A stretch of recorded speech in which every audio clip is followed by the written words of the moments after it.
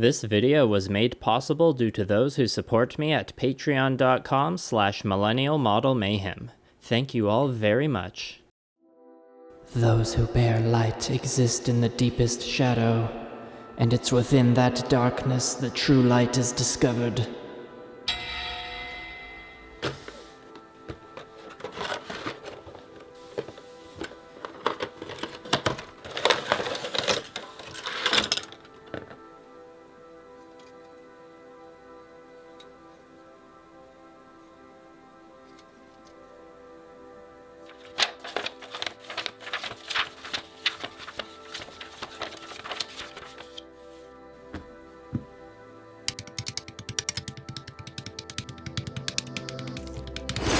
What's the meaning of this?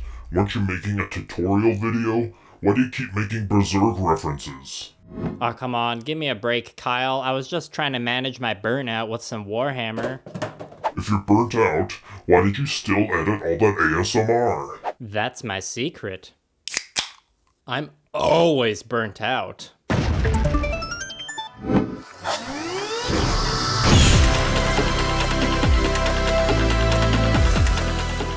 What's up, people? My name is Liam, and welcome to the Millennial Model Mayhem Content Zone. If this is your first time here, I like to customize model kits, and over the last year or so, I've been developing my Model Mayhem style to try and combine the hand painting techniques I learned from miniatures with Gunpla. Here is a hand-painted Kitbash that I've been working on periodically over the past few months. The main base of the Kitbash is this Gundam Vidar full mechanics model, along with a bunch of pieces from Master Grade Barbatos with the P-Bandai expansion. So I'm calling it Vidarbatos, but the credit goes to Plamotherapist for that excellent name. Oh, and it's got the gun from the high-grade Messer. I've been working on this project in between my main video productions over the last little while, mostly with live streams, but recently I had to start looking for a new internet service provider, so I thought this could be a good opportunity to share some of the work on this project for a video where I start explaining in greater detail my process. Because I've gotten a few comments over the last little while asking about tutorial-like videos or just questions about hand painting in general, so I hope that starting now I can start explaining that a bit better. Since Vidarbatos has been and will continue to be a work in progress for a while, I'm not going to be able to cover the entire process from start to finish in this video, but don't worry, because I plan on continuing to explain my methods as I go forward with future projects. And speaking of future projects, I've got some exciting announcements regarding those for later on in this video. Before I can explain how I've been painting Vidarbatos, I need to talk about some brush painting fundamentals, as well as my preferred tools and materials. You'll have to excuse the haggard condition of my nails in these next few clips. I redid them for this video though.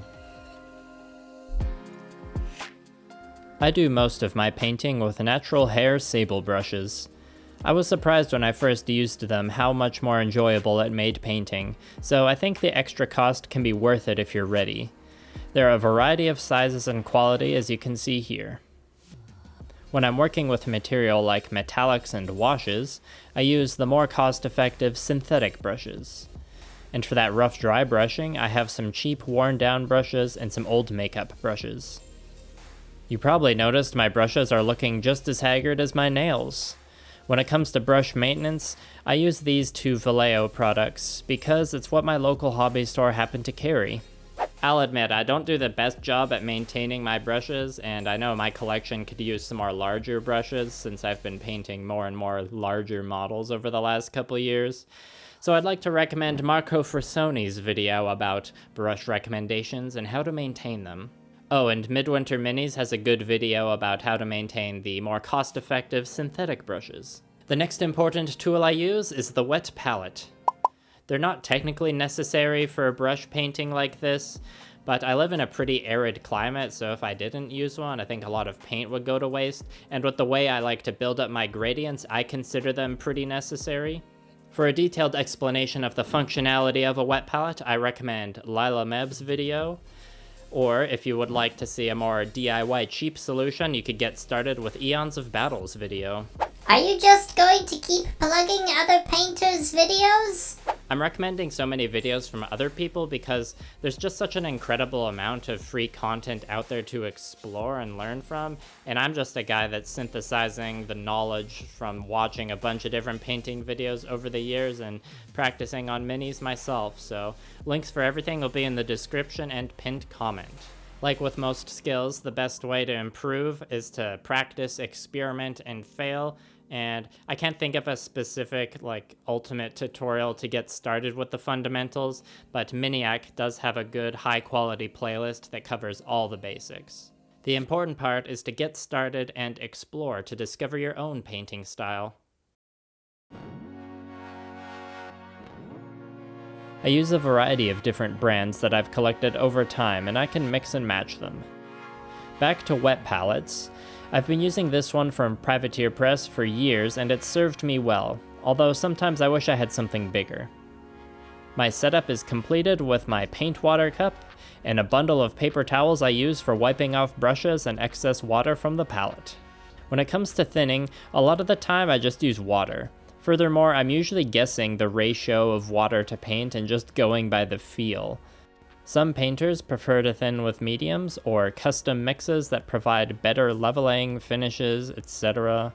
And I've tried out some of these, but the main one I keep going back to is Glaze Medium, but only at certain times that I'll explain more later. Thicker paint means more obvious brush strokes, but less overall coats are needed for good coverage. Thinning the paint more means you'll get a smoother finish, but you'll need more transparent coats to get full coverage. It's one of those things you kind of have to get the tactile feel for to find the sweet spot that lets you effectively control the paint. Also, do your best to avoid getting paint in the ferrule, because if the paint dries in there, it'll force bristles apart. If I had to explain the origin, it would probably be a combination of all the skills and techniques from my years of painting miniatures, combined with the eye-opening experience of watching Sanosuke paint for the first time. When I first saw her videos, something clicked in my head and I realized how I could more directly apply my miniature painting to Gunpla. I don't usually follow tutorials directly. Like I said before, I kind of combine stuff from a bunch of different sources, and I definitely source a lot of inspiration from Sanosuke for Model Mayhem style, but I also change things according to my creative process or personal vision. The Full Mechanics Vidar model first showed up in my Master Grade Barbatos video when I used the backpack for kitbashing. Since there was an entire Gundam left over, as well as a lot of extra pieces from Master Grade Barbatos, I thought it would be a good chance for an experimental Model Mayhem project meant as a display piece, rather than a tabletop game piece like I've been doing for Gamma Wolves. When I first built Full Mechanics Vidar, I knew it was a good candidate for the gluing I do with Model Mayhem style because it was really flimsy and could barely hold a pose. Furthermore, working with a mostly locked pose lets me get away with lazy kit bashing. Getting the shoulder pads, backpack, and feet from Barbatos bashed onto Vidar was a lot easier due to the fact that they didn't need to be articulated. This video is focusing on painting, so all else I'll say for now is that the pose of the model will affect where the highlights and shadows will get painted in, so in theory changing the pose of the model would betray the lighting implied by the painting. Next video will also be a Model Mayhem style project, but from start to finish, so I'll talk more about this stage of the process then. As much as I like the recipes I use with my Gamma Wolves models, this Vidarbatos project is a display piece, so I have a lot more room to play around with different colors and patterns. Good thing I have all these color theory textbooks. The pattern on the base was quickly done with freehand, and then the purple to red gradient was done with royal purple, sanguine base, and scorn red, all blended with glaze medium using the same techniques as my Gamma Wolves bases. To further experiment, I used mithril silver and gunmetal blue to give a sparkly outline to the pattern. The underframe was airbrushed with old silver pale violet shifter paint, and then had some minor details brought out with mithril silver, gunmetal blue, and P3 armor wash. With the strong purple tones of the base and underframe, I decided to focus on a cool color palette, with the majority of the armor being white. I'm planning on doing my usual glow effects on this model, but in red this time to act as a strong contrast to the cool tones, and to go along with the base's gradient. For now, those sections have a base coat of medium sea gray. All the base colors are blocked in, and I've begun the first edge highlighting stage, so it's time to pick up where I left off. Alright, nails are cleaned, time to paint. The sections with a base coat of somber gray get edge highlighted with a 50-50 mix of somber gray and titanium white. The first stage of edge highlighting I've been doing is meant to be done quickly, almost like a rough sketch to indicate where I'll be building up the shadows and highlights. And I'm also not worried too much about the consistency of color mixes here for the same reason. Dang, this stage is going so fast I didn't even put on gloves. Pathetic. The purple sections are highlighted with a 50-50 mix of royal purple and blue violet. I'm using the largest brush that I think I can get away with here because if it can hold a lot of paint, that means there's less time spent going back to the palette to refill, which speeds up the entire process. The black sections are being highlighted with a mix of matte black and somber gray. I could get away with just using black and white to highlight these parts, but using the same somber gray that's acting as the base for the white armor will help tie everything together in the end.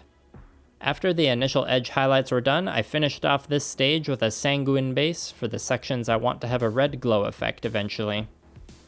Next, I returned to the somber gray and matte black to completely finish the black armor sections.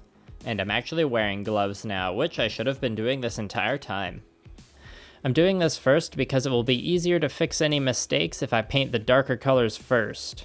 If I accidentally get black on the wrong section at this point, I can paint over it with the royal purple or somber gray, but if those sections already had their bright highlights painted on, it would be a lot more tedious to fix.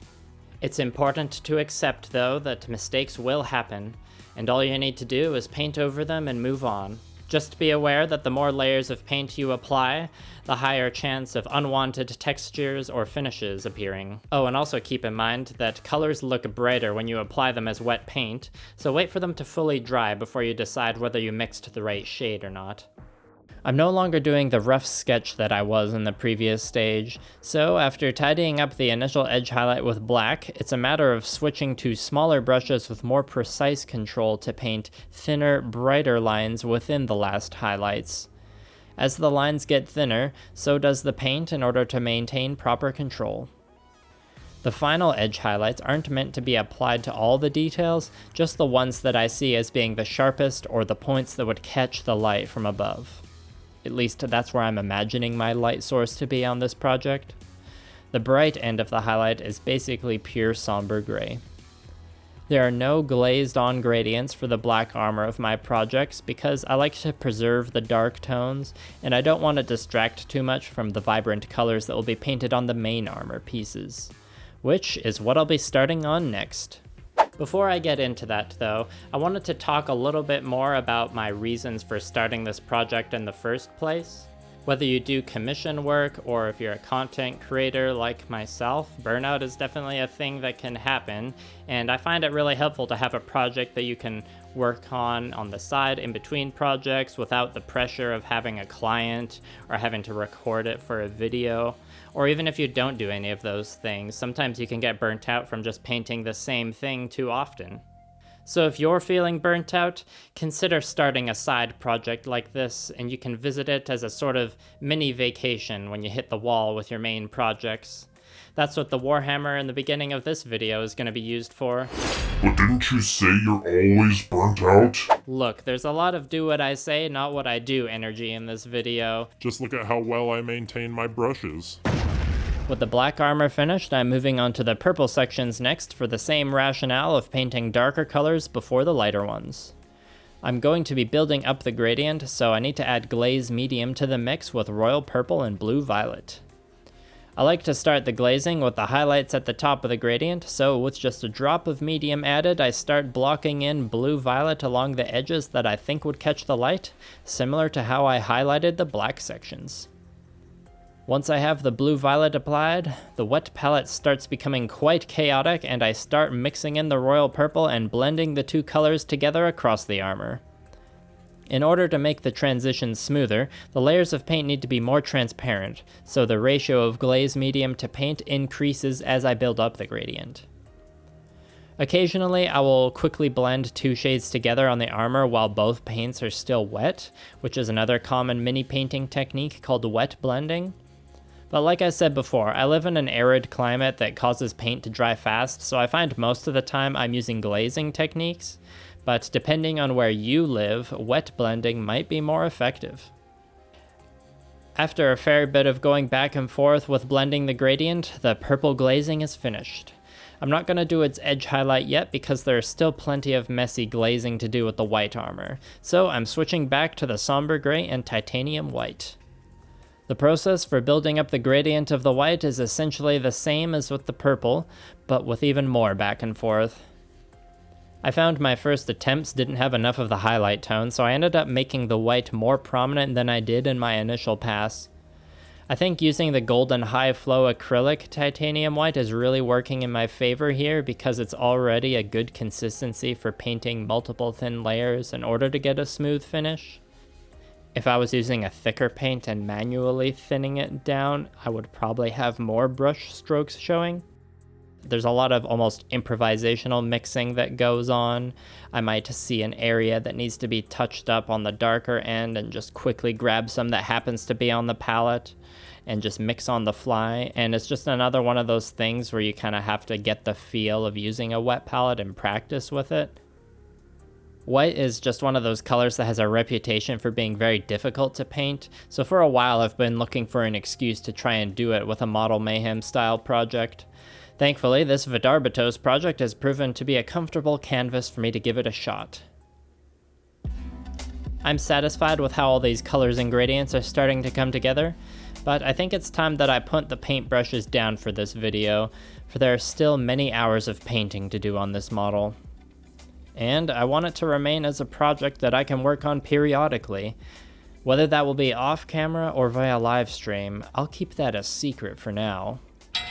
What I won't keep secret though are some exciting videos that I have planned. Next video, I'm going to be finishing the second Gamma Wolves crew with protagonist number 4. So if you've got any more questions about the Model Mayhem style that I didn't cover in this video, let me know in a comment, because I hope to cover the rest of the process in that video. After that, I'll be doing a retrospective video covering all the Gamma Wolves projects I've done so far.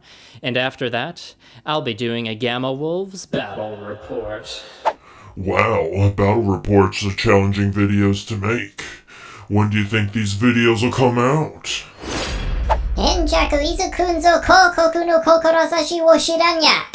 If you'd like to know more secrets regarding my content creation, as well as other exclusive benefits like HD wallpapers, early access, and direct messaging, consider becoming a patron at patreon.com/millennialmodelmayhem. It's the best way to support my content, and you can have your name on display next to these fine sprinklers.